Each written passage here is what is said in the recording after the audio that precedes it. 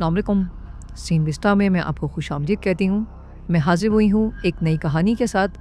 तो शुरू करते हैं आज की कहानी। कहानी की शुरुआत होती है मैक्स नाम के लड़के से, जिसकी माँ उसे स्कूल के लिए उठा रही थी। उठते ही मैक्स ने पूछा कि हम लोग कुत्ता कब पालेंगे। उसकी माँ ने जवाब दिया कि ऐसा कुछ नहीं करने वाले हो, क्योंकि तुम अपना कमरा तक साफ नहीं करते, सारा काम मुझे ही करना पड़ेगा उसका। स्कूल पहुंचने पर मैक्स अपनी सीट की तरफ जाने लगा, लेकिन तभी डीन नाम के लड़के ने उसे अड़ंगी मार के गिरा दिया। वो अक्सर मैक्स को परेशान करता था। दूसरी तरफ एक ब्रिलियंट साइंटिस्ट एलेक्स अपने बनाए हुए नैनोबॉट्स का डेमो दे रही थी। उन्होंने एक नैनो रोबोट बनाया था जिसके अंदर एडवांस एआई लगी हुई थी। ये रोबोट इंसानों की हर तरह के काम में मदद कर सकता है। उन्होंने बढ़िया काम किया था और जल्द ही उनके प्रोजेक्ट को और फंडिंग मिल जाएगी। कुछ घंटों बाद एक बहुत बड़ी क्रिमिनल गैंग के लीडर मायरॉन को इस नैनो रोबोट के बारे में पता चला। उसके आदमी ने समझाया कि अगर हमें ये रोबोट मिल जाए तो बैंक अकाउंट्स लूटना और स्टॉक मार्केट कंट्रोल करना आसान हो जाएगा। मायरॉन समझ गया कि अगर ये रोबोट उनके हाथ में होगा तो कितने ताकतवर हो जाएंगे वो लोग। फिर उसने अपने लोगों को कहा कि गेको को बुलाओ। गेको उसका सबसे खास एजेंट था और मायरॉन चाहता था कि वो ही इस मिशन को पूरा करे। इधर गेको ने लैब की बिल्डिंग पर चढ़ाई शुरू कर दी। अपने खास गैजेट्स का इस्तेमाल करके वो बिल्डिंग की दीवार पर चढ़ने में सफल हो गया और बड़ी सफाई से खिड़की का ग्लास काट कर अंदर घुस गया। वो सीलिंग पर किसी मकड़ी की तरह चलने लगा। उसने सिक्योरिटी लेजर्स को पार करने के लिए अपनी नेम प्लेट का इस्तेमाल किया। उसने एक खास तरह की लेजर सीसीटीवी कैमरा के ऊपर मारी ताकि उसके अंदर मोशन सेंसर काम न करे। गेको आखिरकार उस जगह तक पहुंच गया जहां सभी नैनोबॉट्स रखे हुए थे। गेको जैसे ही अपना डिकोडर मशीन में लगाने लगा, इतने में ही गार्ड आ गया। उसे देखते ही गेको छुप गया, पर तभी डिवाइस ओपन हो गया और उसकी आवाज ने गार्ड का ध्यान खींचा। मौका पाकर गेको ने भी तुरंत गार्ड पर हमला किया और भाग गया। लेकिन इस सब के बीच अब जोर जोर से अलार्म बजने लगा। गेको ने सिलेंडर उठाया और गार्ड से बचता हुआ बिल्डिंग के अंदर भागा। ठीक इसी वक्त मैक्स अपनी रात वाली जगह पर पहुंचा, जहां वो अक्सर गाने सुनते हुए दीवार पर कुछ न कुछ बनाया करता था। गेको गार्ड से बचते बचते एक पुल के पास पहुंच गया और वहां पर गार्ड्स ने उसे हर तरफ से घेर लिया। गेको ने बड़ी चालाकी से एक गार्ड की आंखों में एक टॉर्च मारी और फिर फटाक से उनके ऊपर हमला कर दिया। वो दोनों गार्ड्स का एक साथ सामना कर रहा था, लेकिन इस लड़ाई के दौरान उससे नैनो सिलेंडर ब्रिज से नीचे गिर गया। नीचे मैक्स को वो सिलेंडर मिला और उसे लगा कि शायद ये पेंट करने वाला स्प्रे है। मैक्स हैरान हो गया क्योंकि उसने ऐसा स्प्रे कभी नहीं देखा था। ऊपर गेको दोनों गार्ड्स को ढेर करके पाइप्स के जरिए वहां से भागने लगा। उधर मैक्स जब उस सिलेंडर का दीवार पर इस्तेमाल कर रहा था तो वो हैरान हो गया, क्योंकि जो भी वो सोच रहा था वो अपने आप बन रहा था। लेकिन जल्द ही स्प्रे खत्म हो गया। सारे नैनोबॉट सिलेंडर से बाहर आ चुके थे, जिसके बाद मैक्स ने उस सिलेंडर को वहीं फेंक दिया। तभी गेको सिलेंडर को ढूंढता हुआ वहां पर आया। उसे सिलेंडर मिल गया, जिसे उठाकर वो भी मैक्स के साथ साथ वहां से निकल गया। लेकिन तभी अचानक वो कुत्ता जो मैक्स ने दीवार पर बनाया था वो दीवार से बाहर आ गया, क्योंकि असल में वो सभी नैनोबॉट्स थे। कुछ देर बाद गेको सिलेंडर लेकर मायरॉन के पास पहुंचा और उसने वो सिलेंडर अपने बॉस को दे दिया। लेकिन मायरॉन कंफ्यूज हो गया क्योंकि उस सिलेंडर के अंदर कुछ भी नहीं था, वो एकदम खाली था। उधर मैक्स घर वापस जा रहा था और उसके पीछे पीछे वो रोबोट कुत्ता आने लगा। कुत्ते ने गलती से कूड़े का डब्बा गिरा दिया और जब मैक्स ने पलट कर देखा तो वो इनविजिबल हो गया। मैक्स सोचने लगा कि शायद कोई खतरनाक आदमी उसका पीछा कर रहा है, तो वो घबरा कर अपने घर की तरफ भागने लगा। कुछ देर बाद पुलिस वाले जांच पड़ताल करने के लिए लैब में पहुंचे। एलेक्स जगह पर घूमते हुए ये समझने की कोशिश करने लगी कि चोरी आखिर हुई कैसे। फिर वो अपनी साथी स्काइबा से मिली। स्काइबा ने उसे बताया कि गार्ड्स ने तो उस क्रिमिनल को पकड़ने की बहुत कोशिश की, लेकिन वो चोर इतना खतरनाक था कि सबको चकमा देकर चला गया। इस पर एलेक्स ने खिंचकर कहा कि उन नैनो रोबोट्स को मैंने बनाया है, पुलिस की जरूरत नहीं है, मैं खुद ढूंढ लूंगी उनको। सुबह गेको उसी पुल वाले एरिया पर वापस गया जहां उसने मैक्स को वो पेंटिंग बनाते हुए देखा था। अब वो मैक्स को ढूंढ रहा था कि वो लड़का कहाँ गया जो कल पेंटिंग बना रहा था। मैक्स को ढूंढते हुए उसकी नजर दीवार पर पड़ी और उसे याद आया कि कल रात को जो उस लड़के ने पेंटिंग बनाई थी कुत्ते वाली, वो तो अब गायब है। मतलब जरूर उन नैनो रोबोट्स का उस लड़के से ही कुछ लेना देना है। अगली सुबह जैसे ही मैक्स स्कूल के लिए निकला, वो रोबोट कुत्ता भी गायब होकर उसका पीछा कर रहा था। अभी डीन और उसके शरारती दोस्त वहां आए और मैक्स को बिना बात परेशान करने लगे। उन्होंने मैक्स का सारा सामान जमीन पर पटक दिया और फिर वहां से जाने लगे। मैक्स बेचारा हताश होकर अपनी चीजें उठाने लगा। तभी उसने देखा कि उसका पेंसिल बॉक्स हवा में तैरने लगा और फिर फटाक से जाकर डीन के सर पर लगा। गुस्से में डीन अपने दोस्तों के साथ वापस आया ताकि मैक्स को सबक सिखा सके, लेकिन वो रोबोट कुत्ता गायब होकर ही मैक्स को बचाने लगा। वो मैक्स के बैग को पकड़कर इस तरह उसे चला रहा था मानो वो कोई मार्शल आर्टिस्ट हो। उस कुत्ते की मदद से मैक्स ने एकदम एक्शन हीरो वाले स्टाइल में अपना बदला लेकर तीनों लड़कों को ढेर कर दिया। उधर सोनिया भी दूर से सब देख रही थी और मैक्स को इस तरह लड़ते देखकर वो एकदम इम्प्रेस हो गई। एक तीर से दो निशाने लग गए क्योंकि मैक्स भी कहीं ना कहीं सोनिया को पसंद करता था। उधर लैब में एलेक्स सीसीटीवी रिकॉर्डिंग्स देख रही थी और उसने गेको का जबरदस्त फाइटिंग स्टाइल देखकर कहा कि इस लड़की को तो मुझे अपना हेड ऑफ सिक्योरिटी बनाना चाहिए। फिर उसने अपना एक खास डिवाइस तैयार किया जिसकी मदद से वो नैनो रोबोट्स को डीएक्टिवेट कर सकती है, जिसके बाद उन्हें वापस लाना बहुत आसान होगा। कुछ देर बाद मैक्स एक बुक स्टोर में घुसकर कुछ चीजें देखने लगा। वो अभी भी ये नहीं जानता था कि वो रोबोट कुत्ता उसका पीछा कर रहा है। जब मैक्स ने अपनी जेब में हाथ डाला तो देखा कि उसके पास तो कुछ भी खरीदने के पैसे नहीं है। अभी दुकान वाले ने उससे पूछा कि जो चीजें उठा रहा है उसके लिए पैसे है तेरे पास। ये देखकर कि आदमी मैक्स से ऊंची आवाज में बात कर रहा है, कुत्ते ने एक कंचों का पैकेट खोल दिया, जिस वजह से दुकानदार फिसलकर नीचे गिर पड़ा। ये देखकर मैक्स तुरंत वहां से भाग लिया। दुकानदार को लगा कि इसी लड़के ने कुछ किया है। वो मैक्स का पीछा करने लगा, लेकिन इतने में कुत्ते ने उसकी पैंट उतार दी। अपने नैनोबॉट्स को ढूंढ रही एलेक्स को पता चला कि वो उसी एरिया में कहीं मौजूद है। वो तुरंत उस दुकान में पहुंच गई क्योंकि वहां से बहुत तेज सिग्नल आ रहा था। दुकान पहुंचकर उसने मालिक से कहा कि सीसीटीवी रिकॉर्डिंग दिखा सकते हैं मुझे, जिस पर दुकान के मालिक ने कहा कि अगर तुम पुलिस वाली हो तो वारंट दिखाओ वरना भाग जाओ यहाँ से। लेकिन एलेक्स एक बहुत जबरदस्त साइंटिस्ट थी। उसने अपने स्मार्ट ब्रेसलेट का इस्तेमाल करके चुपके से सारी रिकॉर्डिंग्स कॉपी भी कर ली। कुछ देर बाद मैक्स कल रात वाले ब्रिज के नीचे पहुंचा। उसने दीवार पर देखा कि कल जो मैंने ड्राइंग बनाई थी वो तो यहाँ है ही नहीं। अचानक वो रोबोट कुत्ता उसके सामने आ गया और उससे एकदम इंसानों की तरह बात करने लगा। डर के मारे मैक्स नीचे गिर गया। रोबोट ने मैक्स को स्कैन किया और कहा कि तुम डरे हुए लग रहे हो, डरने की जरूरत नहीं है, मैं तुम्हारे लिए ही यहाँ पर आया हूँ। तुम्हें कोई भी दिक्कत हो मुझे बताओ और थोड़ी लंबी लंबी सांसें लो और रिलैक्स करने में आसानी होगी। लेकिन बेचारा मैक्स फिर भी घबरा कर वहाँ से भाग गया। घर जाकर मैक्स बेड पर लेटकर सोचने लगा कि बड़ा अजीब कुत्ता था यार, शुक्र है बच गया। लेकिन वो कुत्ता अभी भी उसके कमरे में मौजूद था। उसने बताया कि वो बहुत सारे नैनोबॉट से बना है और वो अपने मालिक की मदद करने के लिए कुछ भी कर सकता है। कंफ्यूज होकर मैक्स ने पूछा कि तुम मुझे अपना मालिक क्यों बोल रहे हो? इस पर कुत्ते ने जवाब दिया कि तुमने ही तो उस सिलेंडर को स्प्रे पेंट की तरह इस्तेमाल करके मुझे बनाया है। जल्द ही मैक्स समझ गया कि इसी कुत्ते ने मेरी मदद की थी वहाँ पे, तभी मैं ब्रूस ली की तरह लड़ रहा था। इस पर उसने कुत्ते को और डांटा कि मैं आराम से अपनी गंदी सी जिंदगी जी रहा था ना, अब अगली बार वो लड़के मुझे देखेंगे और मारेंगे। खैर फिर मैक्स ने अपने कंप्यूटर पर देखा कि शहर में एक बहुत बड़ा ड्राइंग कंपटीशन होने वाला है, जिसमें जीतने वाले को एक बहुत ही खास कोर्स में सीट मिलेगी, वो भी एकदम फ्री। मैक्स ने एक बार को सोचा कि पार्ट ले लेता हूँ, लेकिन फिर खुद ही हताश होकर बैठ गया कि मैं तो कर ही नहीं पाऊंगा, वहाँ तो बहुत बड़े बड़े आर्टिस्ट आएंगे, मुझसे नहीं होगा। उधर एलिस अपनी गाड़ी में सिक्योरिटी रिकॉर्डिंग्स को चेक कर रही थी। तभी उसके पास दोबारा से अलर्ट आया कि नैनोबॉट्स कुछ तो कर रहे हैं। इधर वो रोबोट कुत्ता मैक्स की सारी ड्राइंग्स को स्कैन कर रहा था ताकि वो कंपटीशन की वेबसाइट के ऊपर रजिस्टर कर सके मैक्स के नाम से। अगले दिन गेको उसी ब्रिज के नीचे वापस आया और वहाँ मौजूद लोगों से पूछने लगा कि इतना सा लड़का है, देखा है क्या, सुनहरे बाल उसके। लेकिन किसी को मैक्स के बारे में कुछ नहीं पता था। गेको परेशान हो गया कि कैसे ढूंढूं नैनोबॉट्स को।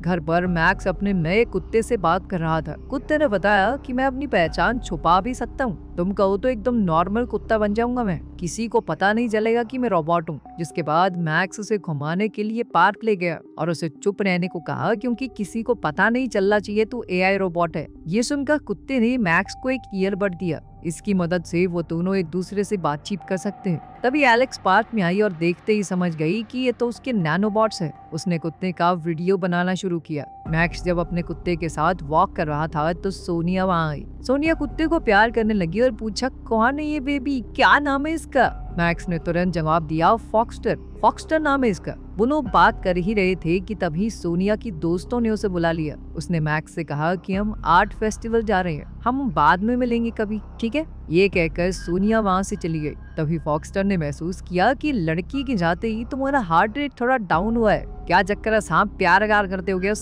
उससे बात करनी है क्या? इस पर मैक्स ने फॉक्सटर को समझाया कि उसका बॉयफ्रेंड है, वो गुंडा था ना डीन, उसी की गर्लफ्रेंड है वो। आसपास भी फटका तो बहुत मारेगा मुझे। उधर एलेक्स गाड़ी में उनका पीछा कर रही थी। अपने ट्रैकिंग डिवाइस से उनकी बातें सुनते हुए उसने सोचा कि फॉक्सटर को डीएक्टिवेट कर देती हूँ। उसने अपनी बंदूक निकाल ही ली थी, पर तभी उसके दिमाग में एक आइडिया आया कि क्यों ना मैं इस चीज को एक एक्सपेरिमेंट की तरह चलने दूं। इससे ये भी पता चल जाएगा कि इन रोबोट्स की रियल लाइफ में कितने फायदे हैं। उधर गेको ने हर तरफ ढूंढा, मगर मैक्स उसे कहीं नहीं मिला और मायरॉन का प्रेशर उसके ऊपर बढ़ता जा रहा था। बाद में फॉक्सटर ने मैक्स को मनाया कि तुम भी आर्ट्स फेस्टिवल में चलो। वो लड़की जान के बता के गई है तुझे, सिग्नल था वो कि तू भी आ जा। अब फेस्टिवल में घूमते हुए फॉक्सटर ने तुरंत सोनिया को भीड़ में ही ढूंढ लिया। मैक्स ने देखा कि डीन भी वहाँ डांस कंपटीशन में हिस्सा ले रहा है। जब मैक्स ने देखा कि डीन कंपटीशन जीत रहा है और सोनिया भी जोर जोर से उसके लिए चिल्ला रही थी, तो वो अंदर से सड़ गया, उदास हो गया। अब मैक्स वहाँ पर एक पल के लिए भी रुकना नहीं चाहता, लेकिन फॉक्सटर ने उसे रोका और कहा कि मेरे साथ चलो, लड़की को इम्प्रेस करने का आइडिया है मेरे पास। वो मैक्स को सोनिया की नजरों में एकदम हीरो बनाना चाहता था। वो दोनों एक बड़े गोदाम में गए। फॉक्सटर ने अपनी शक्तियों का इस्तेमाल करके मैक्स के कपड़े पूरी तरह बदल दिए और कुछ नैनोबॉट्स उसके शरीर के अंदर भी घुस गए, ताकि वो मैक्स के शरीर को कुछ हद तक कंट्रोल कर सके। अपने इस नए स्टाइलिश लुक के साथ मैक्स एक बड़ी सी दीवार पर चढ़कर अजीबोगरीब स्टंट्स करने लगा। साथ ही वो स्प्रे पेंट का इस्तेमाल करके एक बड़ी सी ड्राइंग बना रहा था। शुरुआत में तो किसी को समझ नहीं आया कि आखिर वो कर क्या रहा है, लेकिन उसकी जबरदस्त कला को देखकर लोग उसकी तरफ खींचे आ रहे थे। मैक्स ने जबरदस्त स्टाइल में पेंटिंग खत्म की। जल्द ही सोनिया को महसूस हो गया कि ये तो उसकी ही ड्राइंग है। कुछ देर बाद गेको भी फेस्टिवल में आ गया। डीन को देखकर गेको ने मैक्स का ड्राइंग के पास वाला सिग्नेचर दिखाया और पूछा कि तुम इसे जानते हो? डीन वैसे ही मैक्स से चिढ़ता था, तो उसने मैक्स के बारे में सब कुछ बता दिया। उधर सोनिया ने मैक्स को वो थिएटर में मिली हुई ड्राइंग दिखाई और पूछा कि क्या ये तुमने बनाई है? जब मैक्स ने शर्माते हुए हाँ कहा, तो सोनिया ने उसे गले लगा लिया। घर वापस जाते हुए मैक्स ने फॉक्सटर से कहा कि तुम गायब हो जाओ, मम्मी को जानवर पसंद नहीं है करने। लेकिन वो ये नहीं जानता था कि गेको भी उस पर नजर रखे हुए है। तभी गेको ने देख लिया कि फॉक्सटर जादू से गायब हो सकता है। जैसे ही मैक्स अंदर आया तो उसने अपने माँ बाप को बहसते हुए देखा। उसने उनकी बात सुन ली कि वो जल्द ही दूसरे शहर में शिफ्ट होने वाले हैं। यह सुनकर मैक्स को बहुत गुस्सा आया। उसने कहा कि अगर जाना है तो आप दोनों चले जाओ, मैं कहीं नहीं जाऊंगा। ये कहकर वो बाहर की तरफ भागा। उसके पिता उसे मनाते हुए पीछे पीछे दौड़े, लेकिन वो घर से बाहर भाग गया। उधर एलेक्स और गेको ये सब कुछ देख रहे थे। जल्द ही गेको को फॉक्सटर की छोड़े हुए कुछ नैनोबॉट्स मिले। मैक्स अभी भी अपने पिता से आगे भाग रहा था। उसने भागकर सड़क पार की और उसके पिता उसके पीछे थे, लेकिन तेजी से आ रही एक गाड़ी ने उन्हें टक्कर मार दी। ये देखते ही मैक्स की माँ मदद के लिए चिल्लाई। अपनी माँ की आवाज सुनकर मैक्स मुड़ा और वो भी बहुत घबरा गया। एलेक्स ने फॉक्सटर की तरफ देखा और वो हैरान रहे थे, क्योंकि वो जानती थी कि अगर फॉक्सटर चाहता तो आसानी से ये हादसा रोक सकता था। कुछ देर बाद गेको मायरॉन के पास वो नैनोबॉट्स लेकर पहुंचा। उन्हें देखकर मायरॉन बहुत खुश हुआ। उसने प्लान बनाया कि इनके ऊपर स्टडी करके ऐसे और भी नैनोबॉट्स बना देंगे हम।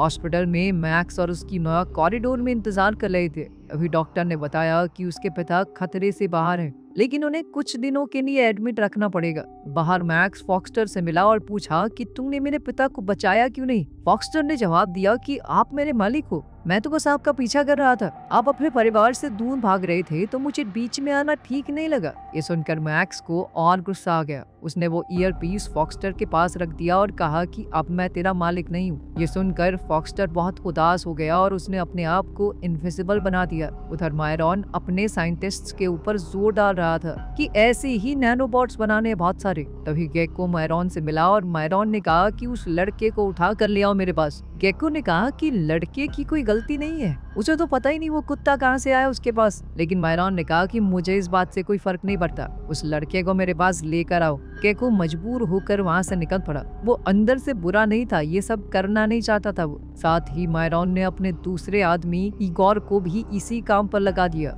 हॉस्पिटल में मैक्स को पता चला कि उसके पिता होश में आ गए हैं। मैक्स ने जब उनसे बात की तो उन्होंने कहा कि हम नहीं होंगे शिफ्ट, बस तू खुश रह और आगे से कभी ऐसे भागना मत, समझा। उसके पिता ने ये भी माना कि हमें बिना तुमसे बात किए इतना बड़ा फैसला नहीं लेना चाहिए था। कुछ देर बाद जब मैक्स बाहर गया तो फॉक्सटर अभी भी उसका वही इंतजार कर रहा था। फॉक्सटर अपने मालिक के साथ बिताए हुए पलों को याद कर रहा था। कुछ देर बाद मैक्स ने उसके पास जाकर कहा कि देखो, जो हो गया, आगे से इस बात का ध्यान रखना कि हमेशा इंसानों की जिंदगी बचाना सबसे ज्यादा जरूरी है, चाहे बाकी कुछ भी चल रहा हो, जिंदगी से ऊपर कुछ नहीं है। उसकी बात खत्म होते ही सोनिया भी वहाँ आ गई। वो मैक्स से मिलने और उसके पिता का हाल चाल लेने ही आई थी। ये सुनकर उसे खुशी हुई कि मैक्स के पिता अब ठीक है। जब मैक्स ने डीन के बारे में पूछा तो सोनिया ने कहा कि मैं उसकी गर्लफ्रेंड नहीं हूँ, सबको झूठ बोलता फिरता है वो। तभी दोनों ने एक आदमी को हॉस्पिटल के सामने एक कार पार्क करते देखा। मैक्स ने उसे कहा कि अंकल, यहाँ पर गाड़ी मत लगाओ, अचानक एम्बुलेंस आएगी तो दिक्कत होगी।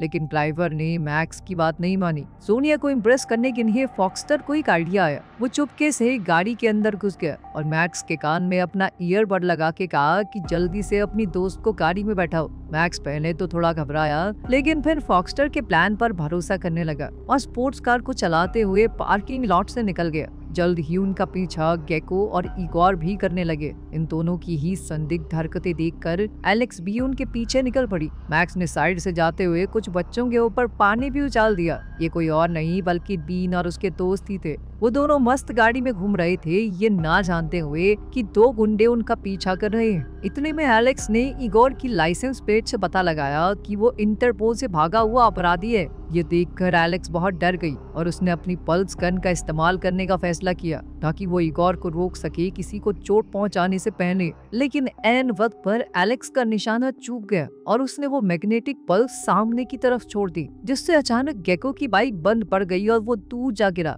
और वहीं मैक्स और सोनिया की गाड़ी भी रोड के किनारे टकरा गई। मैक्स ने सोनिया से पूछा कि तुम ठीक तो हो, जिसके बाद वो फॉक्सटर पर चिल्लाने लगा कि साले ढंग से गाड़ी चलानी नहीं आती तुझे। ये सुनकर सोनिया डर गई कि ये किससे बात कर रहा है। तभी इगोर वहां आया और वो नकली पुलिस वाला बनकर सोनिया और मैक्स को अपने साथ ले गया, ये कहकर कि मैं तुम्हें सही सलामत घर छोड़ दूंगा। उधर एलेक्स तुरंत फॉक्सटर की मदद करने पहुंची, जो उस मैग्नेटिक पल्स की वजह से बहुत कमजोर हो गया था। जब फॉक्सटर को पता चला कि एलेक्स ने ही उसे बनाया है तो उसने कहा कि हमें कुछ भी करके मैक्स को बचाना होगा। उसने समझाया कि मैक्स के कान में अभी भी मेरा ईयरबड लगा हुआ है, हम उसकी लोकेशन का पता लगा सकते हैं। उधर गेको भी बच्चों की जिंदगी खतरे में नहीं डालना चाहता था। चोरी चकारी ठीक है, लेकिन वो इतना बुरा इंसान नहीं था। उसने भी फैसला किया कि वो अकेला जाकर मैक्स और सोनिया को बचाएगा। दूसरी ओर अपने अड्डे पर मैक्स मायरॉन और सोनिया से फॉक्सटर के बारे में पूछ रहा था। उनका समय बर्बाद करने के लिए मैक्स झूठ बोलता रहा कि वो रोबोट तो हॉस्पिटल में है। आखिरकार फ्रस्ट्रेट होकर इगोर ने दोनों को बंद कर दिया और मैक्स के कान में लगा हुआ वो ईयरबड भी छीन लिया। अब इगोर एलेक्स और फॉक्सटर की बातें आसानी से सुन पा रहा था। जल्द ही फॉक्सटर गेको के साथ साथ गायब होकर मायरॉन के अड्डे में घुस गया, लेकिन उसे ये नहीं पता था कि बाहर इगोर ने एलेक्स को भी पकड़ लिया है। जब वो उस जगह पर पहुंचे जहां मैक्स और सोनिया को रखा गया था, गेको अजीब सा बर्ताव करने की कोशिश करता है। जब वो उस जगह पर पहुंचे जहां मैक्स और सोनिया को रखा गया था, तभी इगोर ने गार्ड से कहा कि जल्दी पकड़ो उस रोबोट कुत्ते को। लेकिन फॉक्सटर अपनी शक्तियों का इस्तेमाल करके उनसे लड़ने लगा। वो गायब होकर उन पर अंधाधुंध हमले करवा रहा था जिम वाली चीजों से। गेको भी कहीं न कहीं उसकी मदद कर रहा था। आखिर में फॉक्सटर ने उन तीनों को ही जेल में बंद कर दिया और मैक्स और सोनिया को बाहर निकाल लिया। अब सभी लोग जल्द से जल्द वहां से भागने की कोशिश करने लगे, लेकिन ऐन मौके पर मायरॉन ने एक ट्यूब के अंदर फॉक्सटर को पकड़ लिया, जिसके बाद बाकी सब भी वहां से भागने में नाकाम हो गए। मायरॉन ने सोनिया को उठाया और बिल्डिंग से नीचे फेंकने की धमकी दी। वो चाहता था कि एलेक्स फॉक्सटर को रीप्रोग्राम करे। सोनिया की जान बचाने के लिए एलेक्स मान गई। मौका देखकर एलेक्स ने गेको से मदद मांगी। गेको ने कहा कि हाँ, मेरे पास एक प्लान है। जब वो लैब में पहुंचे तो एलेक्स ने मायरॉन से पूछा कि आखिर तुम नैनोबॉट से क्या करवाना चाहते हो, क्या प्रोग्रामिंग करूं मैं? उसी दौरान गेको ने अपने फोन में रिकॉर्डर चला दिया ताकि मायरॉन के खतरनाक इरादे रिकॉर्ड हो जाए। कोई सबूत तो वो उनके पास पुलिस को देने के लिए। फिर एलेक्स ने कहा कि ठीक है, मैं इसे खतरनाक बना दूंगी, लेकिन प्रोग्राम करने के लिए पहले ट्यूब को निकालना पड़ेगा। लेकिन जैसे ही फॉक्सटर पर लगी हुई ट्यूब निकाली गई, गेको ने पास में पड़े एक फायर एक्सटिंग्विशर से कंट्रोलर पर हमला कर दिया, जिसके बाद लैब का एक हिस्सा तबाह हो गया। फॉक्सटर तुरंत अपनी सुपर स्पीड का इस्तेमाल करके सभी अपराधियों के छक्के छुड़ाने लगा। वो एक के बाद एक सबको ढेर करता जा रहा था। वो जल्दी से मैक्स के पास गया और कहा कि मुझे डिसइंटीग्रेट करने का ऑर्डर दो, क्योंकि मैं किसी भी हाल में मायरॉन के लिए काम नहीं करना चाहता। मैं किसी भी हाल में एक बुरा रोबोट नहीं बन सकता। मैक्स ने भारी मन से फॉक्सटर को डिसइंटीग्रेट होने को कहा, लेकिन जाने से पहले फॉक्सटर ने कहा कि मैं हमेशा तुम्हारे साथ रहूंगा। और फिर मैक्स तुरंत हजारों टुकड़ों में बट गया। इस बात से गुस्साए मायरॉन ने गेको को मुक्का मार कर बेहोश कर दिया और इगोर को जल्दी से हेलीकॉप्टर बुलाने को कहा। मायरॉन सोनिया को पकड़कर अपने साथ छत पर ले गया। मैक्स ने उसे रोकने की कोशिश की, लेकिन वो चाह कर भी कुछ नहीं कर पाया। प्लेन में चढ़ने से पहले मायरॉन ने सोनिया को नीचे फेंक दिया। अचानक फॉक्सटर के सभी नैनोबॉट्स मैक्स के शरीर में घुस गए और मैक्स को अपने दिमाग में फॉक्सटर की आवाज सुनाई देने लगी, जो उसे लड़ने के लिए हौसला दे रहा था। मैक्स ने तुरंत मायरॉन पर हमला बोल दिया और एक के बाद एक हमले करने लगा उसके ऊपर। और अचानक उसे सोनिया की चीख सुनाई दी। वो तेजी से नीचे गिर रही थी। मैक्स को समझ आ गया कि मुझे जल्द से जल्द इसे खत्म करना होगा। मायरॉन ने एक बड़ा पत्थर मैक्स की तरफ फेंका, लेकिन मैक्स ने एक ही झटके में उसे पकड़ लिया और आखिर में एक जबरदस्त मुक्का मारकर मायरॉन को ढेर कर दिया। इसके बाद वो तुरंत सोनिया को बचाने के लिए भागा और सुपर स्पीड का इस्तेमाल करके उसने एन मौके पर सोनिया को बचा लिया। मायरॉन को गिरफ्तार करवाने के बाद एलेक्स ने सभी नैनोबॉट्स वापस सिलेंडर में बंद कर दिए। आखिर में एलेक्स ने गेको से पूछा, मेरे लिए काम करोगे? मुझे एक सिक्योरिटी हेड की जरूरत है, जिसके लिए गेको तुरंत ही मान गया। अगले दिन मैक्स को एक लेटर मिला जिसमें लिखा था कि वो ड्राइंग कंपटीशन जीत चुका है। ये देखकर वो बहुत खुश हो गया। उसके माँ बाप ने इसी खुशी के मौके पर उसे गिफ्ट दिया। ये एक छोटा पपी था जो बिल्कुल फॉक्सटर जैसा दिखता था। उम्मीद है कि आपको आज की हमारी स्टोरी पसंद आई होगी। मजीद वीडियोस के लिए हमारे चैनल को सब्सक्राइब कीजिए और बेल आइकन को प्रेस करना ना भूलिए, ताकि हमारी नई वीडियोस की अपडेट्स मिलती रहें। शुक्रिया।